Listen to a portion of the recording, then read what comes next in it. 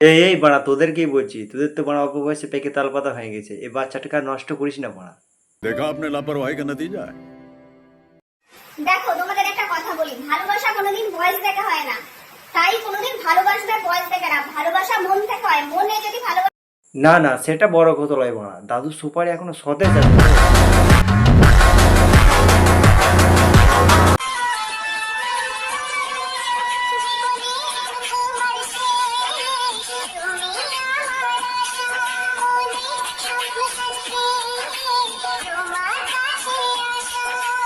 তো যারা শুরু করতে हैं।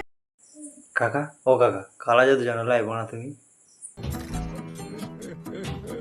एटीट्यूड इतना है कि अपने पसंद की चीज को भी दिल से उतार देती हो। तुम किस घमंड में हो मेरी?